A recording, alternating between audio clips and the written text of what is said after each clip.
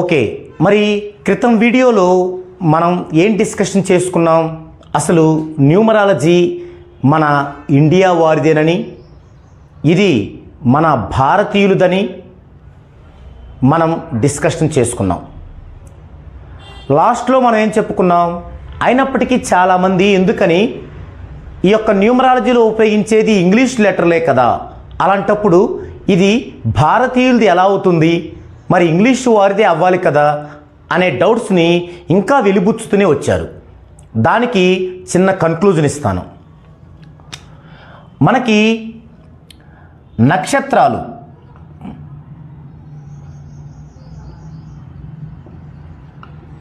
నక్షత్రాలు 27. అభిజిత్ నక్షత్రం మినహాయిస్తే మన నక్షత్రాలు 27, రాశులు 12, నక్షత్రాలు 27.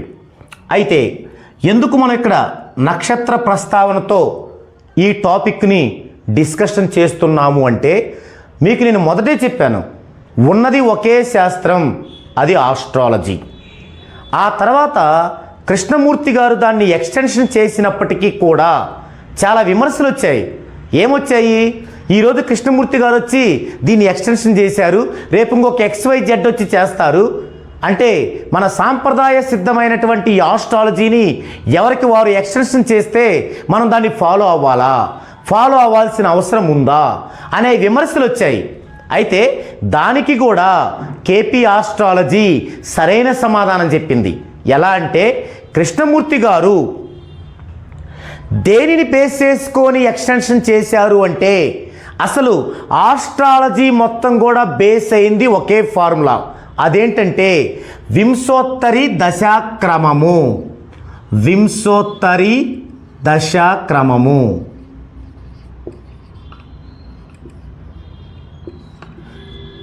దీన్ని బేస్ చేసుకొనే ఆస్ట్రాలజీలో ప్రతి అంశము కూడా విభజించబడింది. అయితే కృష్ణమూర్తి గారు ఇదే పద్ధతిని బేస్ చేసుకున్నారు.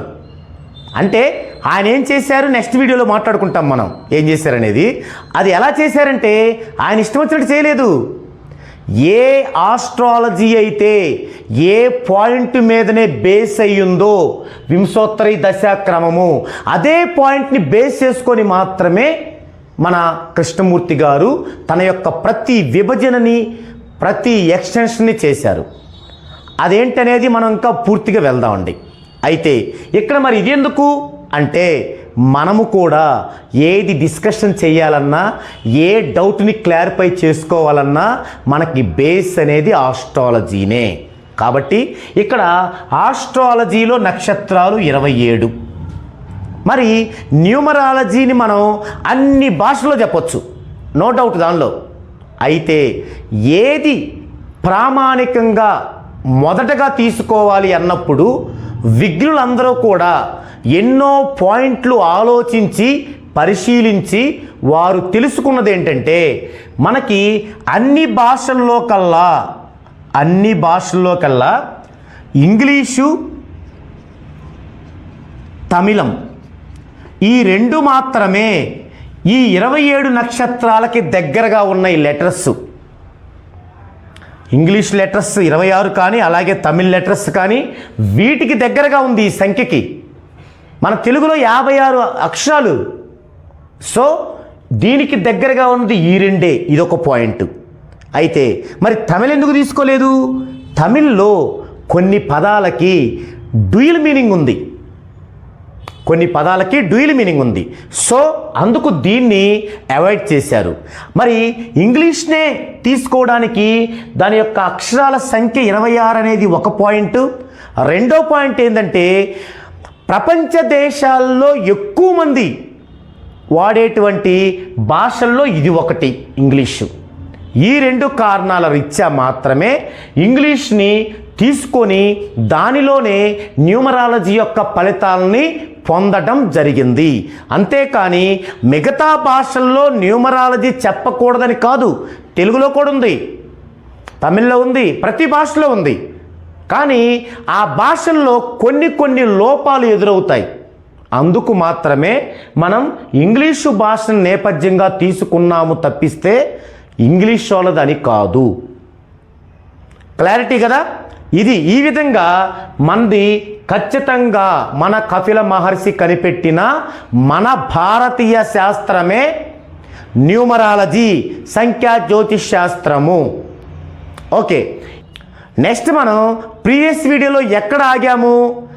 ఆస్ట్రాలజీ, కేపీ ఆస్ట్రాలజీ వచ్చింది. ఓకే, ఆస్ట్రాలజీలో ఉన్న లోపాలన్నింటినీ సవరిస్తూ ఎక్స్టెన్షన్గా కేపీ ఆస్ట్రాలజీ వచ్చింది. అయితే అదే ప్యారలల్గా ఇంకొక విషయం ఏం చెప్పుకున్నాం? కపిల మహర్షి ఎలా అడుగిరిపోయారు, ఎందుకు ఆయన్ని అలా అజ్ఞాతంలో ఉంచారు, ఆ తర్వాత ఎందరో మహనీయులు ప్రపంచ దేశాల వారు అది నేర్చుకొని ఎలా దాన్ని పాశ్చాత్య దేశాల్లో విస్తరింపజేశారో తెలుసుకున్నాం.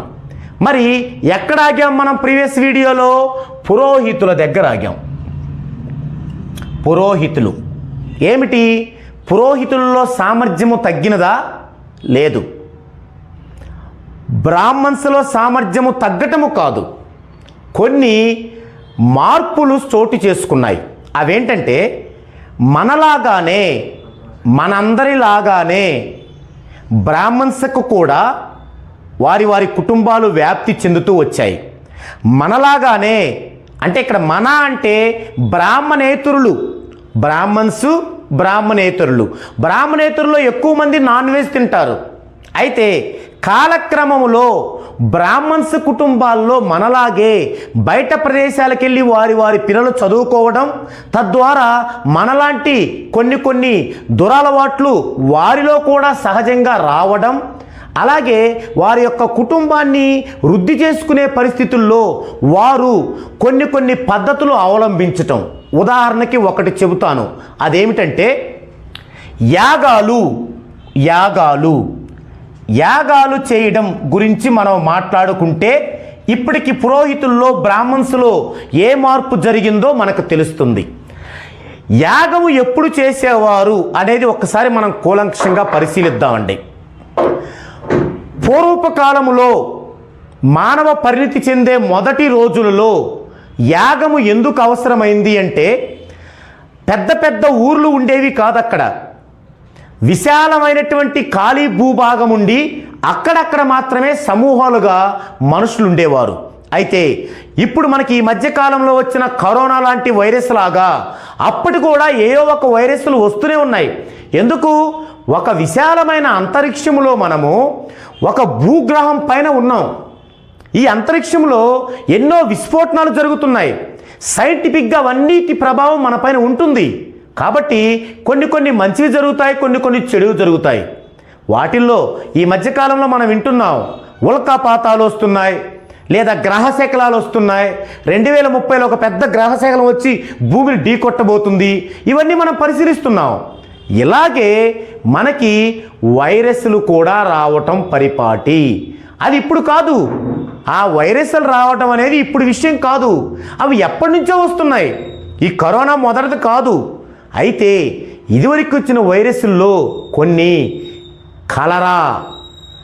కలరా అంటే అప్పట్లో కలరాకు సంబంధించిన వైరస్ వచ్చింది అంటే ఏమవుతుందో తెలుసా? ఒక ఊరిలో 1000 మంది ఉంటే 1000 మంది చచ్చిపోయేవాళ్ళు. దాన్నే ఊళ్ళు కొట్టుకుపోవటం అంటారు, కలరా. అలాంటివి వచ్చినప్పుడు మరి మనకి ఎంతో బ్రిలియంట్, ఎంతో తెలివైన మన మహర్షులకి కొన్ని వందల సంవత్సరాల క్రితమే తెలుసు అది వైరస్ అని. మరి ఆ వైరస్ని మట్టు పెట్టడానికి మన దగ్గరే ఒక మంచి ఆయుధం ఉంది. అదేంటి? గాలిలో ఉండే వైరస్ను చంపాలంటే గాలిలోకి ఒక ధూపాన్ని పంపించాలి, పొగను పంపించాలి. అప్పుడు ఏం పొగ అది? ఏమి ధూపం అది? గంధపు చెక్కలు లేదా ఒక రకమైనటువంటి కట్టె జాతి కర్రలు లేదా పుల్లలు, వాటిని వెలిగించి దానిలో గనక మంచి శ్రేష్టమైన నెయ్యిని గనక వేసినట్లయితే ఆ పొగ గాలిలోకి వెళ్ళి అసలు ఆ కలరా వైరస్ కాదు, కరోనా వైరస్ కాదు, వాటికి 100 జన్మలున్న వైరస్లనైనా కూడా చంపేస్తుందని ఇప్పుడు కాదు, మన పూర్వీకులకే తెలుసు.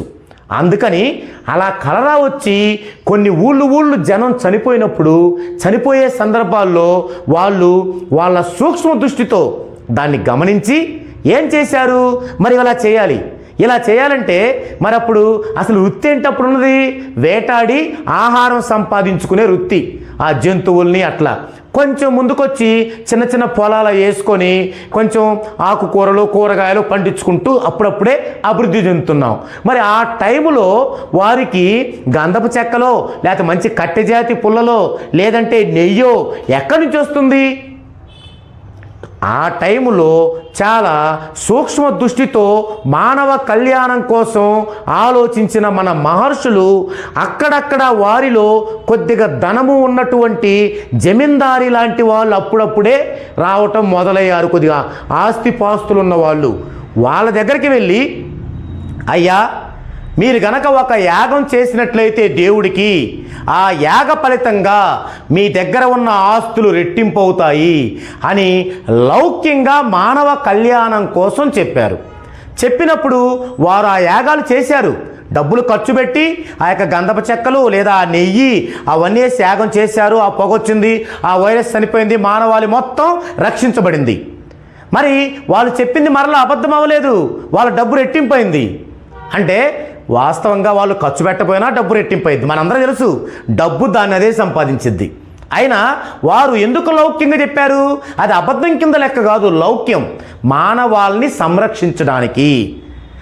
అలాంటి యాగాన్ని తర్వాత రోజుల్లో మనందరం కూడా అభివృద్ధి చెందాక ఏదైనా ఒక ఊరిలో ఒక అప్రదిష్ట వస్తే, ఒక అరిష్టం వస్తే ఆ అరిష్టం పోగొట్టుకోవడానికి ఆ ఊరి మునుసుబులు కరణాలు అనేవాళ్ళు ఉండేవాళ్ళు. వాళ్ళు కొంచెం ధనవంతులు లేదా ఇంకొంతమంది ధనవంతులతో చందాల రూపంలో చేసి ఆ ఊరికి అలా ఏర్పాటు చేసేవాళ్ళు. లేదా కొన్ని దేవాలయాలని స్థాపిస్తూ ఆ దేవాలయాలు స్థాపించే ఆ సందర్భంగా రకరకాల ఊర్ల నుంచి జనం వస్తుంటారు కాబట్టి నెగిటివ్ ఎక్కువ ఫామ్ అవుతుంది కాబట్టి వైరస్ వచ్చే అవకాశం ఉంది కాబట్టి కొన్ని రోజుల పాటు ఆ యాగాలు నిర్వహించేవాళ్ళు. ఇంతవరకు బాగుంది, నో ప్రాబ్లం. ఇక ప్రాబ్లం ఎక్కడ వచ్చింది అంటే, ఇదే ఆనవాయితీగా తీసుకొని కొందరు పురోహితుల కుటుంబాలలో ఉన్న వ్యక్తులు వారి వారి పిల్లలు మనలాగే బయటికి వెళ్ళి చదువుకుంటూ మనలాగే కొన్ని విషయాల్లో మైనస్ విషయాలు కూడా చేసుకుంటూ కొన్ని అధిక ఖర్చులు చేసుకుంటూ ఇలాంటి నేపథ్యంలో వారికి వచ్చే దక్షిణమే వారి కుటుంబ పోషణకు సరిపోని నేపథ్యములో కొన్ని బ్రాహ్మణ కుటుంబాల వారు ఆనవాయితీగా వస్తున్న ఈ యాగాన్ని ప్రతి సామాన్య మానవుడికి వర్తింపజేయడం మొదలుపెట్టారు. ఒక సామాన్యుడు కూలి చేసుకుంటాడు, ఆ ఇంట్లో ఒక ఇబ్బంది కలిగిందని వెళ్ళారు. అయ్యా నువ్వు పలానా యాగం చేసుకోవాలి, పోతుంది అన్నారు. మరి అతను కూడబెట్టుకున్న డబ్బులో నుంచి మొత్తం దానికి పెట్టేవారు.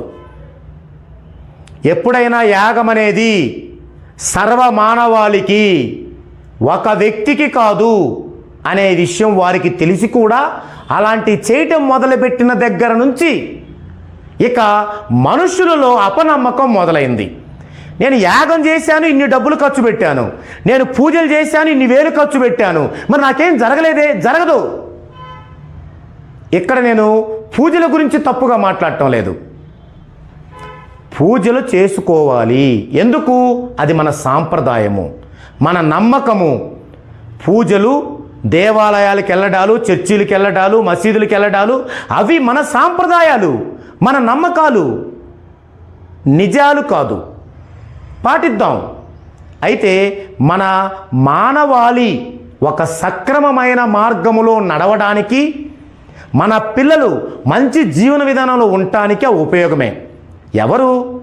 రూపాయి సంపాదన ఉన్నవారు దీంట్లో 4వ వంతు 25 పైసలు ఖర్చు పెట్టి చేసుకోవాలి. అంతేగాని రూపాయి సంపాదన ఉన్నవాళ్ళు ఇంకొక 3 రూపాయలు అప్పు చేసి 4 రూపాయలతో చేసుకోకూడదు. అది తప్పు. అలా ప్రోత్సహించడం తప్పు. ఒక యాగం చేస్తే ఊరికి మంచిది, కానీ ఒక వ్యక్తికి మంచిదని ఆ వ్యక్తి యొక్క నమ్మకాన్ని గ్రాడ్యువల్గా కొల్లగొడుతూ రావడం కారణంగా మన ఆస్ట్రాలజీ, కేపీ ఆస్ట్రాలజీ మీద ఉన్నటువంటి నమ్మకం అనేది మరలా సడలుతూ రావడం మొదలుపెట్టింది. ఎందుకు? ఆస్ట్రాలజీ, కేపీ ఆస్ట్రాలజీ రెండు ఏం చెప్తున్నాయి? భూత వర్తమాన భవిష్యత్తు కాలాల గురించి క్షుణ్ణంగా చెప్తున్నాయి. దాంట్లో ఎలాంటి డౌట్ లేదు, పర్ఫెక్ట్. కానీ అలా చెప్పగానే వారికి ఉన్న మైనస్లను బట్టి మరి నేనేం చేయాలండి అన్నప్పుడు, అదిగో ఆ పూజ చేయాలి, ఇదిగో ఈ యాగం చేయాలి, మళ్ళీ మొదటికొచ్చాం. మరి భూతద్దం వేసినా దొరకట్లేదు ఒక నాణ్యమైన పురోహితుడు ఒక సామాన్యుడికి. మరి అలాంటి పరిస్థితుల్లో ఎలా సాధ్యమవుద్ది? ఆ ఉన్న ఎంతో కొంత డబ్బులు ఖర్చు పెడితే ఇంకా మైనస్లోకి వెళ్ళిపోతున్నాం కదా. ఇది ఎప్పుడు జరిగిందంటే సుమారుగా 2000 సంవత్సరం వచ్చే టయానికి బాగా ఎక్కువైంది. అప్పటి వరకు ఓకే, హ్యాపీగా భయమో భక్తో సాంప్రదాయమో అన్నీ నమ్ముతూ వచ్చాం. అప్పటి నుంచి మన యువతలో ఒక ఆలోచన మొదలైంది. మరి అన్నీ బాగానే చేస్తున్నాం, మనం పూజలు చేస్తున్నాం, పురస్కారాలు చేస్తున్నాం, మన సాంప్రదాయ సిద్ధమైన అన్ని పనులు చేస్తున్నాం. మరి ఏది మంచి జరగట్లేదే? ఒకవేళ నాకు ఇంకా మంచి జరగట్లేదని చాటి చెబుదామా? దేవుడికి ఏమైనా కోపం వచ్చిద్దేమో.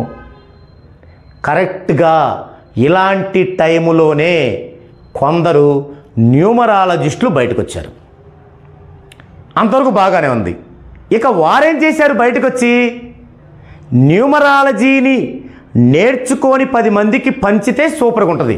కానీ వారేం చేశారు?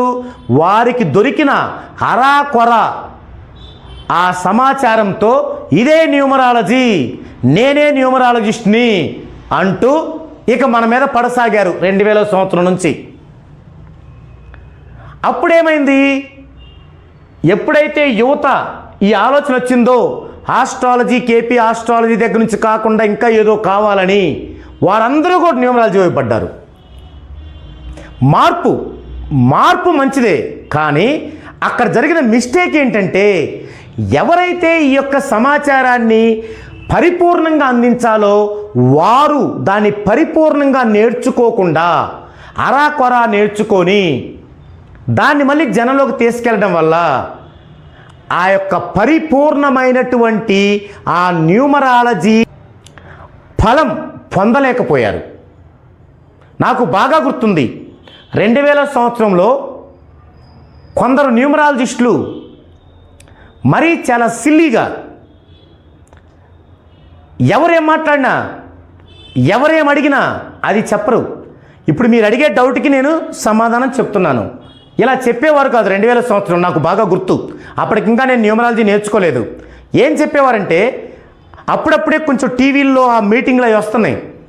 వారు అందులో కూర్చొని న్యూమరాలజీ అంటే ఏంటంటే, చూడండి చాలా చాలా స్ట్రైట్ క్వశ్చన్, న్యూమరాలజీ అంటే ఏంటని ఒక యాంకర్ అడుగుతారు. అప్పుడు ఆయన న్యూమరాలజీ నేను తిరుపతిలో ఇచ్చాను, వారికి చాలా బాగుంది, కావాలంటే ఇదిగో ఫోన్ నెంబరు మాట్లాడుకోండి. లేదా విజయవాడలో ఇచ్చాను, వారు కుబేర్లు అయ్యారు, కావాలంటే ఇదిగో ఫోన్ నెంబరు మాట్లాడుకోండి. ఈ విధంగా చెప్పేవారు. అంటే క్వశ్చనే ఒకటి, దానికి సమాధానం ఉండదు. మరి ఫోన్ నెంబర్తో చేస్తే వాళ్ళు ఏం చేసేవాళ్ళు? పలాని ఎక్స్ నాకు న్యూమరాలజీ చెప్పారు, అసలు సూపర్ డూపర్ ఉందని చెప్పేవాళ్ళు. ఏమైందంటే అప్పట్లో జియో ఫోన్లు వచ్చాయి. జియో ఫోన్లు వచ్చి విచ్చలవిడిగా నెంబర్లు ఇచ్చారు, అందరికీ విచ్చలవిడిగా సిమ్లు ఇచ్చారు ఫ్రీగా.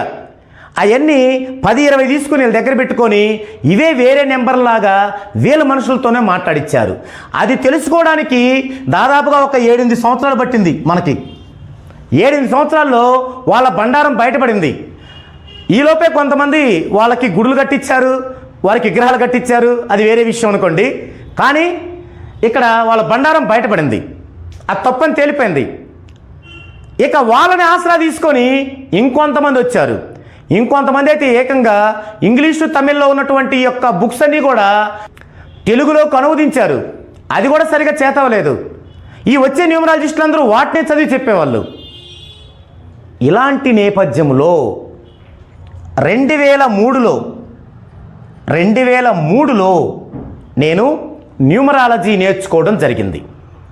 2003లో న్యూమరాలజీ నేర్చుకొని, అంటే 1 సంవత్సరం పాటు నేర్చుకున్నాను, 1 ఇయర్ నేర్చుకొని తమిళనాడు రాష్ట్రంలో Coimbatore district Kanuvakkarai village KR Prabhakar Raju గారి దగ్గర. ఆయనకి తెలుగు రాదు, తెలుగు ట్రాన్స్లేట్ చేసే వాళ్ళతో కలిసి పట్టుదలగా నేర్చుకొని నేను దీని మీద 2003 తర్వాత దీని నుంచి మరలా ఒక 8 సంవత్సరాలు ప్రాక్టీస్ చేశాను. 2003 టు 2008, 2011 ఈ ప్రాక్టీస్లో నేను ఎన్నో కొత్త విషయాల్ని ప్రపంచవ్యాప్తమైన కొత్త గ్రంథాల నుంచి గ్రహించాను. అప్పుడే నాకు తెలిసిన విషయం ఏంటంటే, ఎవరైతే ఇప్పుడు కూడా లోషోగ్రిడ్, సిగ్నేచరాలజీ, ప్రోనాలజీ, హస్త సాముద్రికం, పుట్టుమచ్చల శాస్త్రం, గ్రాఫాలజీ, పిరమిడాలజీ, ఇంకా ఎక్సెట్రా ఇవన్నీ శాస్త్రాలే అని మనల్ని భయపెడుతున్నారు చూసారా? ఈ విషయం నాకు అప్పుడే తెలిసింది. ఏం తెలిసింది నాకు? అది మీతో పంచుకుంటాను. నాకు ఈ 8 సంవత్సరాల్లో 2003 నుంచి 2011 వరకు ప్రపంచవ్యాప్తంగా నేను పరిశీలించిన గ్రంథాలలో నాకు ఈ విషయాలు బోధపడ్డాయి. అవేంటంటే, చాలా కాలం క్రితం, అంటే ఒక 100 సంవత్సరాలు 120 సంవత్సరాల క్రితం ఈ యొక్క ఆస్ట్రాలజీ కేపీ ఆస్ట్రాలజీగా ఎక్స్టెన్షన్ కాకముందు ఏం జరిగేదంటే, చాలామంది, అంటే ఒక శాస్త్రం డెవలప్ అవుతున్నప్పుడు చాలామంది ఏం చేస్తారంటే మేధావులు, అదే ఎందుకు శాస్త్రం అవుద్ది, ఇది కూడా శాస్త్రమే కదా అని చెప్పి వెలుగులోకి రావాలని చూస్తారు. అది తప్పు కాదు, కానీ అవి సక్సెస్ అయితే వారికి గొప్ప పేరు వచ్చింది. అలా కొన్ని వేల మంది ప్రయత్నించారు. వారిలో కొంతమంది సిగ్నేచరాలజీ అని చేసి కొంతకాలం ఇదే రైట్ అని చెప్పారు. ఏంటి, దీని మీద ఎన్నో గ్రంథాలు ఉన్నాయి, కానీ సక్సెస్ఫుల్ గ్రంథాలు కాదు. ఏమని? సిగ్నేచరాలజీ, ఒకరిని సైన్ చేయమని, సంతకం పెట్టమని, ఆ సంతకంలో ఉన్నటువంటి హెచ్చుతగ్గులు, డాట్సు, వీటిని బట్టి వారి యొక్క మనస్తత్వాన్ని చెప్పడం, వాటిల్లో ఆ యొక్క హెచ్చుతగ్గులు, డాట్స్ని మార్పు చేసుకోవడం ద్వారా వారికి కొంత మంచి ఫలితం రావడం, ఇలా జరగటం వాళ్ళు గుర్తించారు. దీన్నే గ్రంథాలుగా రాశారు. అయితే ఏ గ్రంథంలో కూడా కేవలం సిగ్నేచరాలజీ వల్ల, అంటే సిగ్నేచర్ వల్ల ఓల్ లైఫ్ మొత్తం కూడా బాగుంటుందని లేదు. సర్వదా వాళ్ళు ప్రయత్నించారు, కుదరలేదు. ఏం చేసేవారు? ఒక 10 మంది లెజెండరీని తీసుకునేవాళ్ళు, వారి సంతకాలు తీసుకునేవారు. వీరు ఇలా సంతకాలు పెట్టారు కాబట్టే గొప్పవాళ్ళు అయ్యారన్నారు. మరి గొప్పవాళ్ళు కానివి వీరు ఇలా పెట్టారు కాబట్టే గొప్పవాళ్ళు కాలేదన్నారు. ఇక మిగతా వాళ్ళందరూ ఈ 10 మందిలాగా ఈ 10 మందిలాగా పెడతారా? కాదు కదా. ఇలా అన్నీ వచ్చే కొద్ది వాళ్ళకి సవాళ్ళు ఎదురయ్యాయి, కుదరలేదు, ప్రయత్నించారు, నిలబడలేదు. అందులో కొన్ని ముఖ్యమైన నిలబడ్డాయి. వాటిల్లో ఒకటి పోలీస్ డిపార్ట్మెంటు హస్తగతం చేసుకున్నారు. 2 మన న్యూమరాలజీలో కూడా ఒక చాప్టర్గా తీసుకోవడం జరిగింది. పోలీసు వారు ఏం తీసుకున్నారు అంటే, పోలీసు వారు కానీ కోర్టు వారు కానీ ఏం తీసుకున్నారు, మీరు గనక శ్రీనివాస్ మీ పేరైతే, మీరు శ్రీనివాస్ అని సైన్ చేసేవారైతే శ్రీనివాస్లో ఎన్ని డాట్స్ వస్తాయో ఇన్నర్గా చూసుకుంటారు. ఇంకొక ఏ శ్రీనివాస్ కూడా, ఏ ఇద్దరు శ్రీనివాసులు కూడా ఒకే డాట్స్ వచ్చేలా సైన్ చేయలేరు, ఏ ఇద్దరు వేలి ముద్రలు ఒకేలా లేనట్లు. సో వారికి ఆ పాయింట్ ఉపయోగపడింది దానిలో. అలాగే మనకి న్యూమరాలజీలో సిగ్నేచరాలజీ అనేది ఒక అదనపు డైమెన్షన్. మనకున్న 14 డైమెన్షన్స్ కాకుండా అదనపు డైమెన్షన్స్గా ఏం ఉపయోగపడింది అంటే, ఒక సిగ్నేచర్ని హారిజంటల్ లైన్కి 45 డిగ్రీస్ యాంగిల్లో గనక చేస్తే, అలాగే అది సైన్ చేసేటప్పుడు A to Z లెటర్స్లో ఏ లెటర్ కిందికి ఉండకూడదు, ఏ లెటర్ పైకి ఉండాలి, అలాగే ఏ లెటర్ అనేది 45 డిగ్రీస్ యాంగిల్లో ఉండాలి అనే అంశం మనకు ఉపయోగపడింది. దీనినే గ్రాఫాలజీలో, అంటే ఇక్కడ గ్రాఫాలజీలో చిన్నపిల్లలకి అదొక సబ్జెక్ట్గా పెట్టి అదే పాయింట్ గ్రాఫాలజీ కూడా చెప్పేవాళ్ళు. అలాగే గ్రాఫాలజీ మీద కూడా నంబర్ ఆఫ్ బుక్స్ వచ్చాయి. అవి కూడా కొన్ని లక్షణాలు వివరించారు, అవి కూడా పర్టికులర్ లేవు. ఇది కొంతకాలం ఉంది. ఇందులో మనకేం ఉపయోగపడుతుంది?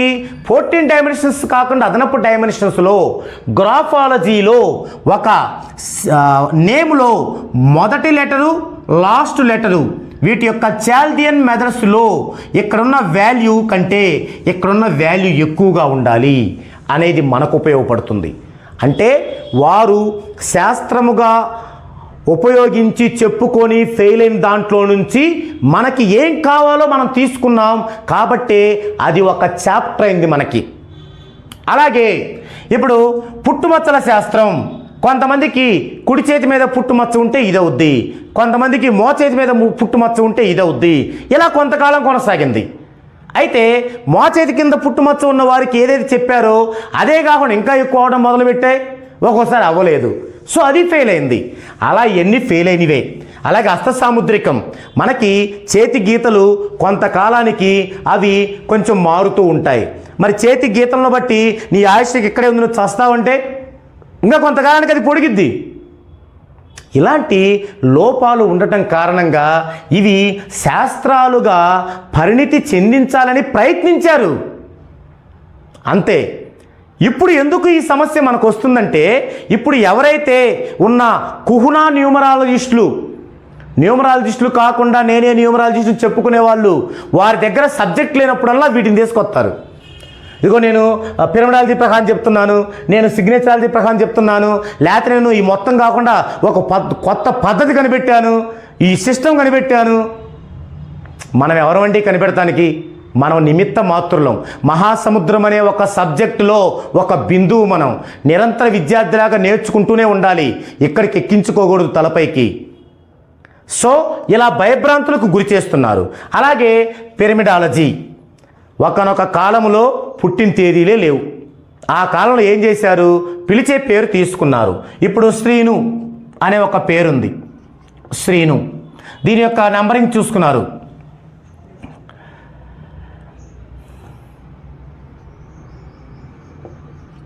వాస్తవంగా ఈ నెంబర్స్ కాదు, అప్పుడు వారు తీసుకుంది ఆల్ఫాబెటికల్ నెంబర్స్.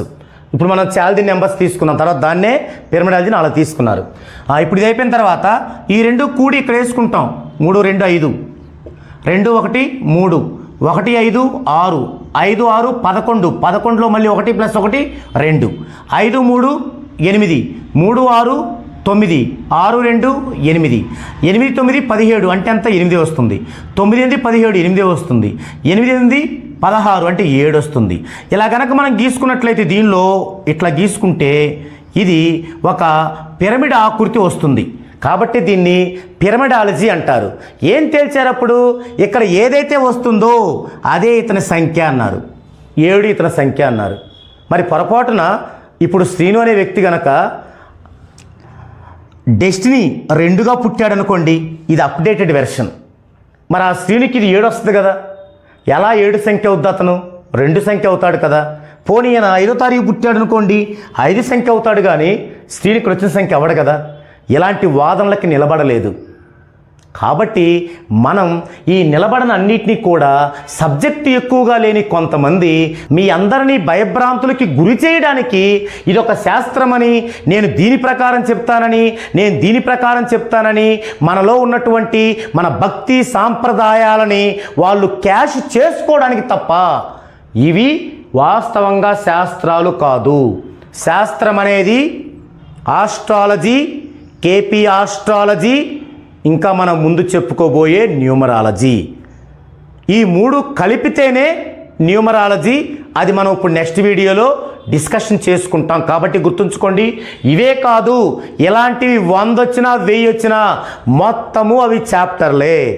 ఏమిటి శాస్త్రానికి చాప్టర్కి డిఫరెంట్ అంటే, శాస్త్రం అంటే ప్రూవ్ అయినది, చాప్టర్ అంటే ప్రూవ్ అవ్వడానికి ప్రయత్నించి విఫలమైనది. అయితే అందులో కొన్ని విషయాలని మన యొక్క అనుభవంలో మనం వాటిని తీసుకోవచ్చు. నేను అలా తీసుకున్నవే సిగ్నేచరాలజీలో సిగ్నేచరు, తర్వాత ప్రోనాలజీలో కొన్ని పాజిటివ్ నెగిటివ్ ప్రోనాలజీ సౌండ్స్, అలాగే లోసు గ్రిడ్లో కలర్ థెరపీ.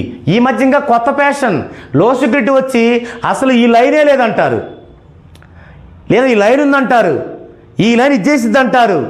మరి లేకపోతే ఏం చేయాలి అంటే సమాధానం ఉండదు. కావాలంటే మళ్ళీ న్యూమరాలజీకి వస్తారు. అలాంటప్పుడు లోసు గ్రిడ్ శాస్త్రం ఎలా అవుద్ది? చాప్టర్ అవుద్ది. మనం ఏం చేస్తాం? లోసు గ్రిడ్లో మనం కలర్ థెరపీ తీసుకుంటాం. ఆ కలర్ థెరపీ మనకి వచ్చేసి న్యూమరాలజీలో ఒక చాప్టర్, కలర్ థెరపీ ఒక చాప్టర్, సిగ్నేచరాలజీ ఒక చాప్టర్, ప్రోనాలజీ ఒక చాప్టర్. ఇవన్నీ కూడా మనకి చాప్టర్స్ అవుతాయి. ఇది ఈ వీడియోలో. నెక్స్ట్ వీడియోలో ఇప్పటి వరకు చెప్పుకున్న దానిలో నుంచి అసలు న్యూమరాలజీగా పరిణితి చెందాల్సిన అవసరం ఎందుకు వచ్చింది, అది ఇప్పుడు అప్డేటెడ్ ఎందుకైంది, అది ఎలా పనిచేస్తుంది, ఇలాంటి ఆసక్తికరమైన విషయాల్ని తెలుసుకుందామండి.